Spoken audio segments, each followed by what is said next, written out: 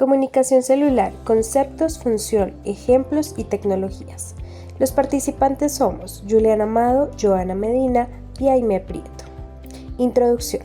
En el caso de la biología se permitió indagar todo lo relacionado a los seres vivos, donde determinó que pueden adaptarse a las condiciones a las que se exponen en el ambiente que los rodea.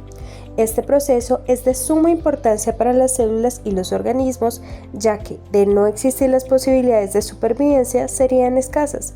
Pero para que todo este proceso se pueda generar en los seres vivos es imprescindible la correcta comunicación celular. Para ellos se ha preparado este video, donde se definirá la comunicación celular, cómo funciona la comunicación celular, ejemplos que forman parte del día a día y por último los avances tecnológicos que han contribuido al entendimiento de este tema. La comunicación celular, como la conocemos, es un proceso esencial en los organismos multicelulares, permitiendo la coordinación y la regulación de actividades entre diferentes células. Mencionado esto, a continuación voy a mencionar algunos de los conceptos más importantes en este campo. Uno, la señalización celular. Es el proceso mediante el cual las células se comunican entre sí para coordinar sus funciones y respuestas en un organismo. Este proceso es fundamental para la regulación de actividades celulares y homeostasis. Como segundo concepto tenemos los elementos de la señalización celular. Aquí podemos evidenciar dos tipos que son moléculas señalizadoras. Estas son sustancias que llevan mensajes a una célula a otra, y receptores, que son proteínas en la superficie celular. Como tercer concepto tenemos procesos de señalización celular, que se divide en dos partes. Una, la transducción de señales, que es el proceso por el cual una célula convierte una señal extracelular en una respuesta específica. Y dos, la cascada de señalización, que son una serie de eventos moleculares dentro de las células que conducen a una respuesta. Como cuarto concepto tenemos segundos mensajeros. Esas son moléculas que transmiten señales dentro de la célula, facilitando amplificación y distribución de señales. Como quinto concepto podemos mencionar la regulación de la señalización celular, que se divide en dos partes fundamentales, que son la retroalimentación positiva y negativa. Positiva porque amplifica una respuesta, y negativa porque inhibe la respuesta para mantener la homeostasis. Dicho esto, pasamos al sexto concepto importante, que son los tipos de sinapsis. Uno, sinapsis química, que es la comunicación entre neuronas mediante neurotransmisores. Y dos, la sinapsis eléctrica, que es la comunicación a través de uniones gap que permiten el paso directo de los iones entre las células. Dicho esto, podemos analizar que esta estructura facilita la comprensión de los conceptos clave y sus interrelaciones dentro del proceso de comunicación celular. Gracias. Dando continuidad a lo expresado anteriormente, podríamos decir que la comunicación celular es un proceso complejo que permite que las células se comuniquen entre sí para coordinar diversas funciones en un organismo. Esta se da por la comunicación intercelular, entendida esta como la señal o comunicación que se envía una célula o un grupo de células a otra célula u otro grupo de células. Y la comunicación intracelular, que es la encargada de recibir dicha información, procesarla y dar respuesta cumpliendo su función de receptor de la información. Ahora bien, ¿cómo funciona la comunicación celular? En ella encontramos un emisor y un receptor. Este emisor es conocido como célula emisora o señalizadora, y la célula receptora la podemos encontrar como la célula diana. La célula emisora, en este caso, emitirá un mensaje a la célula receptora, y este mensaje, el cual será transmitido a través de los ligandos o moléculas señalizadoras, será recibido por unas proteínas específicas que se encuentran en la célula diana, que se conocen como receptores. Tan pronto el ligando entrega el mensaje al receptor, este a su vez pasa a través de una cadena de mensajeros químicos que se encuentran ubicados en la célula diana, la cual finalmente conduce a dar una respuesta. Por lo tanto, podemos inferir que la comunicación celular se efectúa por medio de 4 funciones específicas. 1. Emisión de señal. 2. Unión de señal al receptor. 3. Transducción intracelular. Y 4. Respuesta de la célula diana. En ese orden de ideas, analizamos un poco las principales formas en que opera la comunicación celular. En primera instancia, tendríamos la comunicación celular por células secretadas, conformadas por endocrinas, células que se encuentran separadas y que viajan a gran velocidad por la sangre. Paracrinas se lleva a cabo entre células ubicadas a corta distancia y se da a través de diferentes mensajeros químicos que buscan ayudar a las células a coordinar sus actividades con las demás células de manera local. Y la autocrina, que es la que se establece la célula consigo misma. También tenemos por contacto directo desde sus membranas plasmáticas. Por distancias cortas, conocida como comunicación neuronal, la cual se da mediante neuronas que no están juntas y no se tocan, y por medio de señales que lanzan a través de las hendiduras sinápticas, llegan a las dendrinas de las neuronas próximas.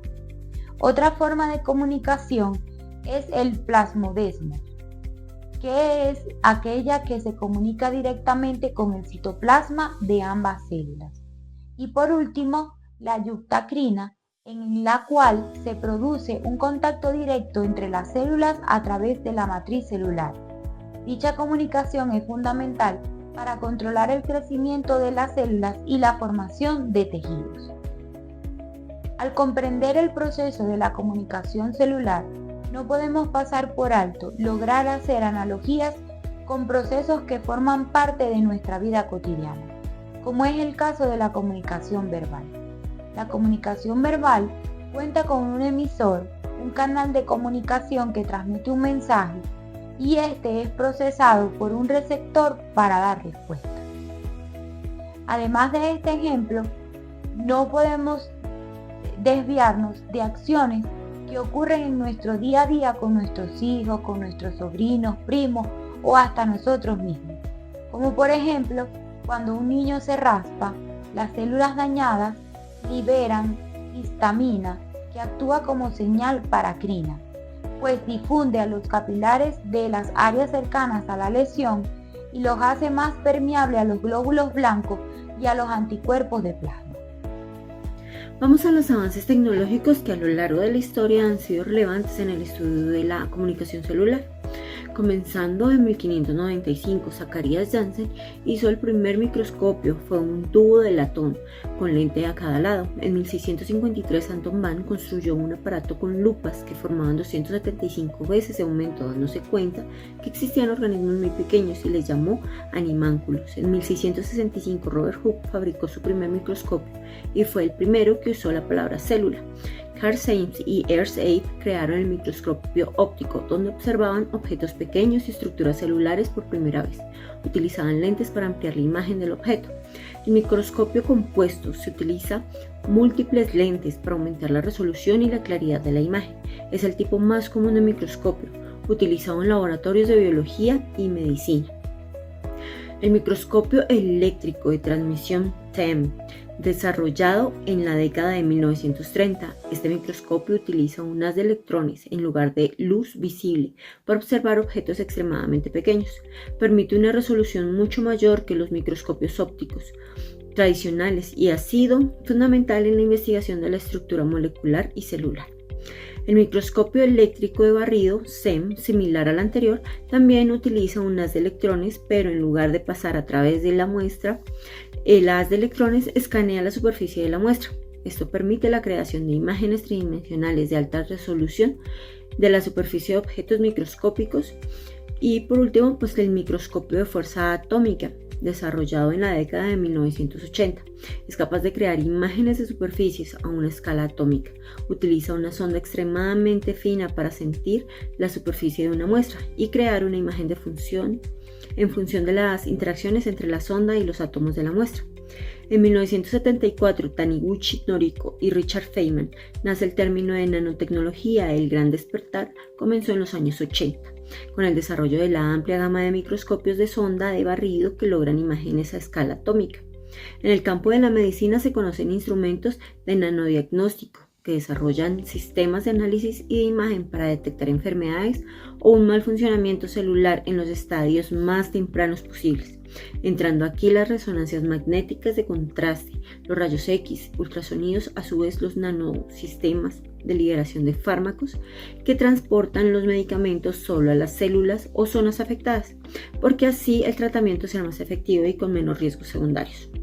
Y la medicina regenerativa pretende reparar o reemplazar tejidos y órganos dañados aplicando herramientas nanobiotecnológicas. Los microscopios y las nanomáquinas se utilizan en una amplia variedad, como la biología celular y molecular para estudiar células y tejidos y moléculas biológicas, la medicina para el diagnóstico de enfermedades y el estudio de tejidos patológicos, en la química para investigar la estructura molecular y la composición de materiales, y la nanotecnología para la caracterización de nanoestructuras y dispositivos, la ciencia de los materiales para analizar la estructura y las propiedades de los materiales a escala microscópica. Así también como las máquinas apoyan, existen técnicas avanzadas que permiten la investigación y el estudio de la comunicación celular, como la reacción en cadena de la polimerasa, RCP, una técnica que permite la amplificación selectiva de cualquier segmento de ADN. Conocer las secuencias que lo flanquean, obtener una secuencia de ADN concreta sin recurrir a la clonación de un organismo huésped, lo que facilita la detección y el análisis de genes, incluidos aquellos involucrados en la comunicación celular. Algunas aplicaciones de la RCP en el estudio de la comunicación celular incluyen la detección del ARNM, análisis de la expresión genética, identificación de variantes genéticas donde se detectan las mutaciones y el diagnóstico de enfermedades genéticas infecciosas, estudio de la señalización celular, lo cual sirve para áreas como las ciencias forenses en la identificación de restos biológicos, la determinación de paternidad, las pruebas periciales en criminalística. Una herramienta poderosa que han revolucionado nuestra capacidad para estudiar la comunicación celular al permitir la amplificación y el análisis específico de secuencias de ADN y ARN involucradas en este proceso. También existe la RAPD, que es Random Amplified Polymorphic DNA. Es una técnica utilizada para amplificar fragmentos de ADN de manera aleatoria. Esta técnica se utiliza principalmente en genética y biología molecular para estudiar la variabilidad genética entre individuos o poblaciones. Implica la amplificación de fragmentos de ADN utilizando indicadores cortos y aleatorios que se unen en secuencias de ADN complementarias en la muestra. Luego se lleva a cabo una reacción de amplificación mediante la técnica de reacción en cadena de la polimerasa, lo que resulta en la generación de múltiples fragmentos de ADN de diferentes longitudes. Luego sigue la técnica RFLP, polimorfismo de longitud de fragmentos de restricción. Se utiliza para detectar variaciones de secuencias de ADN entre individuos donde sus principios son: el principio de funcionamiento, el ADN se corta en fragmentos utilizando enzimas de restricción, que son proteínas que cortan el ADN en secuencias específicas. Una vez que el ADN se ha cortado, los fragmentos se separan mediante electroforesis en gel, lo que crea un patrón de bandas que refleja la longitud de los fragmentos. El análisis de los fragmentos es otro principio. Después de la electroforesis, los fragmentos de ADN se pueden visualizar mediante tinción con un agente que se une al ADN, se ilumina con luz ultravioleta. Y por último, la variabilidad genética. Dado que cada individuo tiene un ADN único, las diferencias en las secuencias de ADN entre individuos pueden resultar en patrones de banda únicos en un gel de RFLP. Estos patrones se pueden utilizar para comparar individuos y determinar si comparten ciertas secuencias genéticas o si son diferentes. Y los usos de la investigación, por ejemplo, se ha utilizado para mapear genes humanos, identificar polimorfismos genéticos asociados con enfermedades, estudiar la evolución de especies y determinar la paternidad o maternidad en pruebas de parentesco.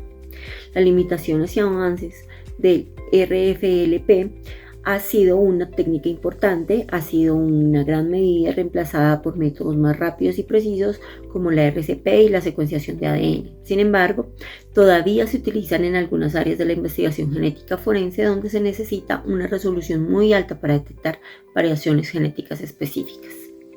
Ahora vamos con las técnicas de secuenciación. Son utilizadas para determinar el orden preciso de los nucleótidos en una molécula de ADN o ARN. Estas técnicas son fundamentales para comprender la estructura genética de los organismos y para una variedad de aplicaciones en la investigación científica, en la medicina y en la biotecnología.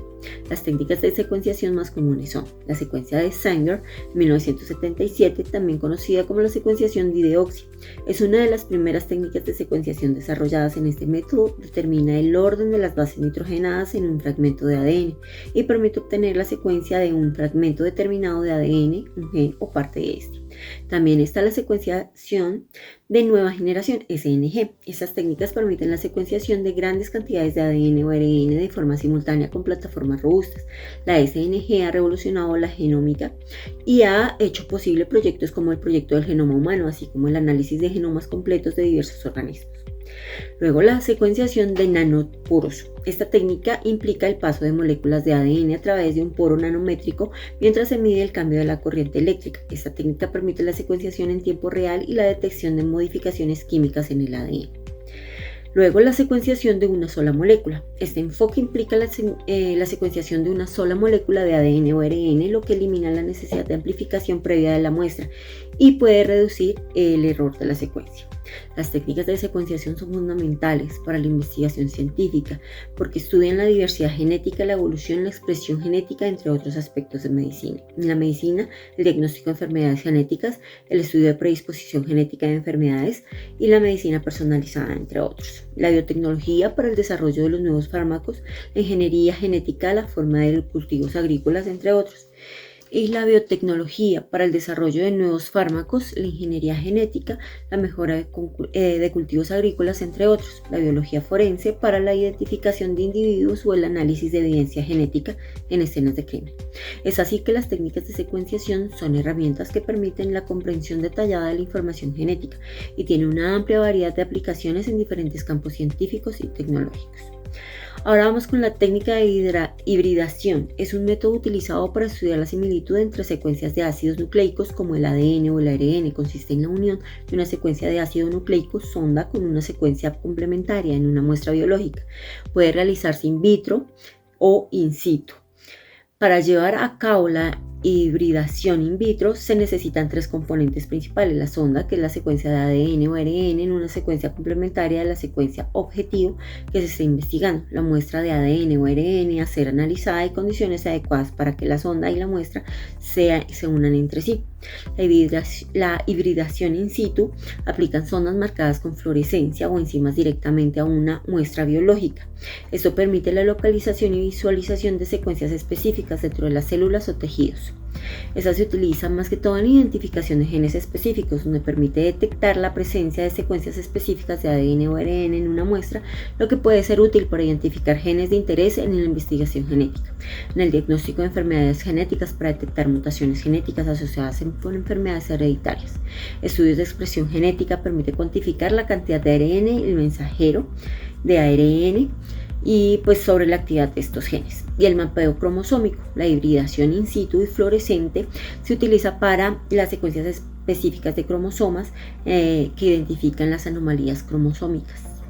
En conclusión, la biología molecular, a través de sus métodos investigativos y científicos, refleja cómo la comunicación biológica del ser vivo influye en nuestra evolución, reflejando cómo nuestros procesos de conexión internos son un reflejo de cómo interactuamos fácilmente con el ambiente en el que nos rodeamos, heredando genes de nuestros padres, disrupciones que generan enfermedades o cómo pequeñas percepciones llegan a hacer reaccionar nuestro cuerpo de una manera química y conductual.